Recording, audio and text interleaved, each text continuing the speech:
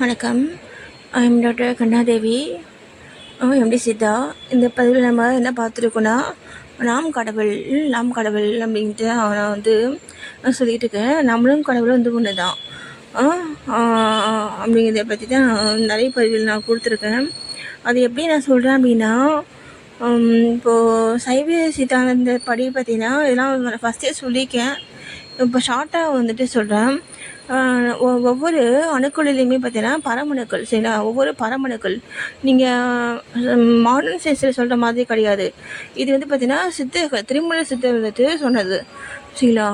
அவர் என்ன சொல்கிறாருன்னா, ஒவ்வொரு பரமணுக்களிலையும் ஒவ்வொரு பரமணுக்கள் அப்படின்னா நமக்கு அப்படியே தூசு மாதிரி நமக்கு கண்ணில் தென்படும். ஒரு நீங்கள் அதை பார்த்துக்கிங்களா அப்படிங்கிறது தெரியல. நான் பார்த்துருக்கேன். இந்த கூரை வீட்டில் அந்த ஒரு ஒரு ஓட்ட வழியாக அப்படியே ஒரு ஒரு வெளிச்சம் வருதுன்னு வச்சுக்கோங்களேன். அது அப்படியே மினுமினுட்டு ஒரு தூள் இருக்கும் பார்த்தீங்களா? அதான் பரமணு. அந்த ஒவ்வொரு பரமணுக்கள், அந்த பரமணுக்கள் தான் நம்முடைய பாடியில் இருக்கக்கூடியது. அதான் ஓகேவா? நம்ம பாடியில் இருக்கக்கூடியதும் அதுவும் ஒன்று தான். அப்போது அந்த நம்ம பாடியில் இருக்கக்கூடிய ஒவ்வொரு பரமணுக்குள்ளேயும் என்ன இருக்குன்னா, பதி பசு பாசம். பதிங்கிறது கடவுள், பசுங்கிறது நம்முடைய ஆன்மா, பாசங்கிறது நமக்கு நம்மளை இந்த சுற்றி இருக்கக்கூடிய உணர்ச்சிகள், உணவுகள் அதான் பாசம், சரிங்களா? இப்போது இந்த பதி பசு பாசம். பதிங்கிறது இந்த பசுங்கிறது பார்த்தீங்கன்னா இந்த உயிர், நம்ம உயிர் பதியோடு சேர்ந்து இருக்கும் பொழுது இந்த பசுவும் பதியும் ஒன்றா ஆகி நம்ம கடவுள்கிட்ட போய் சேர்ந்துடலாம். இப்போது அந்த பசு அந்த பாசத்தோடு சேர்ந்துக்கும் பொழுது, பாசங்கிறது மாயை, சரி? அந்த மாயையோடு சேர்ந்துக்கும் பொழுது அப்படியே அந்த மாயாவே நம்ம போயிடுவோம். அப்போ நம்முடைய உயிருடைய தன்மை என்ன அப்படின்னா, உயிருக்கு அதுக்கு ஒரு அறிவு கிடையாது. நம்முடைய உயிருக்கு நம்முடைய உயிருக்கு அறிவு கிடையாது. அது எப்போ அறிவாக மாறும் அப்படின்னா, பதியோடு இருந்தால் அது அப்படியே பேய்தறிவாக மாறிடும், சரியா? எங்கள் புக்கில் என்ன சொல்லுவாங்கன்னா, நம்ம உயிர்ங்கிறது உணரும் சொல்லுவாங்க. உணரும், புரியுதுங்களா? எல்லாம் சொன்னால் தான் அது தெரியும், சொல்கிற வரைக்கும் அது தெரியாது. நீ இப்படி தான் அப்படி சொன்னால், அப்படியா? நான் அப்படி தான் போல, நான் அப்படி தான் அப்படின்னுடும். இல்லை நீ எப்படி சொன்னால் அவன் ஆமாம் நான் அப்படி தான் அப்படின்னு சொல்லிடும். அதுக்கு தெரியாது, சரிங்களா? இதுதான் பார்த்தீங்கன்னா நம்முடைய உயிருக்கு இல்லையா, நம்முடைய உயிர் பசு, அதனுடைய இயல்பி அதுதான். என்ன இப்போது திருமூல சித்தர் என்ன சொல்கிறான்னா, திருமூல உயிரியே அறிவு என்கின்றார். நம்முடைய உயிர் தான் அறிவு, நம்முடைய உயிர் தான் அறிவு, சரியா? அப்படின்ட்டு யார் சொல்கிறது? திருமூல சொல்கிறாரு, ஓகேவா?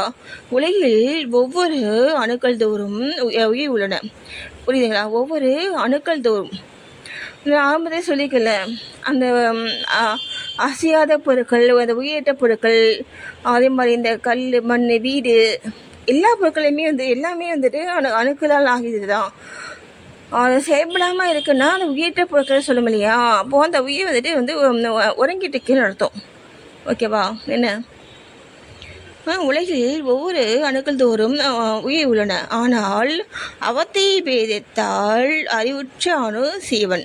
அவத்தை பேதனா என்ன? அவத்தைனா என்னது? நனவு, கனவு, உறக்கம், பேருறக்கம், உயிர் படக்கம், சரிங்களா? இதான் அவத்தையில் 5, சரியா? அவத்தையில் 5: நனவு, கனவு, உறக்கம், பேருறக்கம், உயிர் படக்கம். உயிர் படக்கம்ங்கிறது தான் சமாதி, சரியா? உறக்கம்ங்கிறது இப்போ நம்ம தூங்கி முடிக்க முடியாது. பேருறக்கம்ங்கிறது தான் மரணம், ஓகேவா? என்ன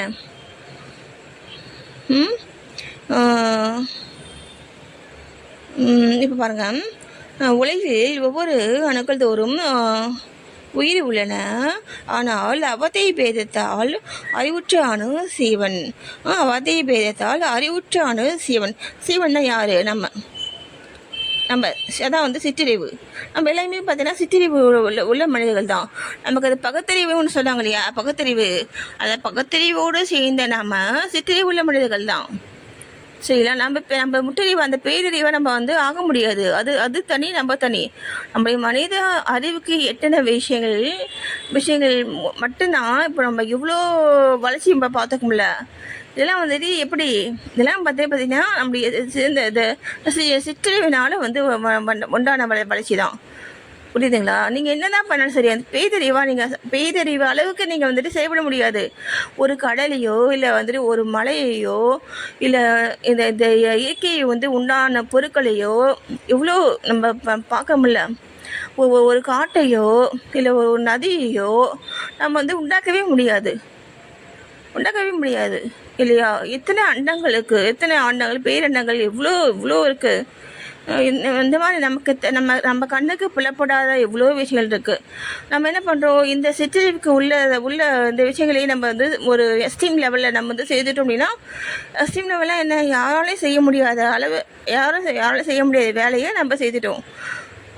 யாரும் செய்ய முடியாத வேலைன்னா என்ன, நமக்கு தெரிந்த அளவுக்கு நம்ம நாலேஜுக்கு எட்டுன வகையில் யாரும் செய்யலை அப்படின்னா அதை நம்ம செய்துட்டோம்னா நம்ம ரொம்ப ரொம்ப நம்ம பில்லியன்ட்டு அப்படின்ட்டு நம்ம வந்துட்டு தானேன்ற அகங்காரம் கொண்டு நம்ம ஆடுறோம் இல்லையா?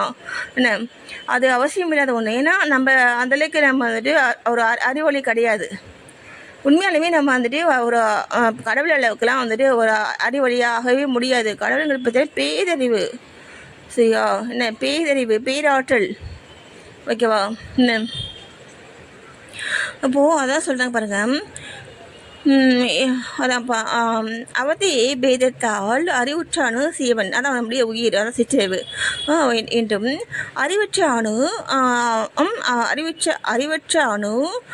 பொருள் அணு, அதாவது உடல் அணு, ஓகேவா? உடல் அணு, அதான் வந்து பொருள் அணு. இப்போது நமக்கு அந்த உயிர் இல்லைன்னா அப்படி உடலுக்கு வந்து மரியாதை கிடையாது. அது பிணம் தானே சொல்கிறோம். அப்போது அந்த உடல் அணுங்கிறது வேறு. உடல் அணு பார்த்தீங்கன்னா அது வந்து ஒரு பொருள் அணு. நம்முடைய உடலுங்கிறது பார்த்தீங்கன்னா அது வந்து ஒரு அறிவற்ற அணு, சரிங்களா? அப்போது அந்த உயிர்ங்கிறத பார்த்தீங்கன்னா அந்த உயிரோட அந்த உடல் சேர்ந்தால் மட்டும்தான் அந்த உயிர் வந்துட்டு இயங்கவே செய்யும் இல்லையா? என்ன, அப்போது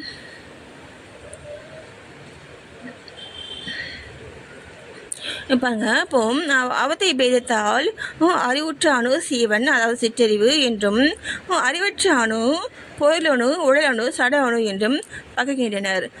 இவைகளுக்கு மேலான அணு உயிருக்கு உயிரான அணு. இந்த சிற்றறிவு, சரியா? இந்த சிற்றறிவு அதே மாதிரி இந்த உடல் அணு, சரிங்களா? இந்த ரெண்டுத்துக்கு வந்து அப்பாற்பட்ட அணு. இது ரெண்டுத்துக்கு வந்து அப்பாற்பட்ட அணு. அது அந்த சட அணு, உடல் அணு, சிற்றறிவு, அந்த சிற்றறிவு அணு, அந்த அறிவுற்ற அணு, அது சீவன், சரியா? இது எல்லாத்தையும் விட அப்பாற்பட்ட அணு தான் பார்த்தீங்கன்னா உயிருக்கு உயிரான அணு தான். அதான் வந்து அருவம். அதான் பார்த்தீங்கன்னா பேதறிவு, அதான் முற்றறிவு, அதான் வந்து உயிருக்குள் உயிரான உயிர் அப்படின்னு சொல்கிறாரு. புரியுதுங்களா?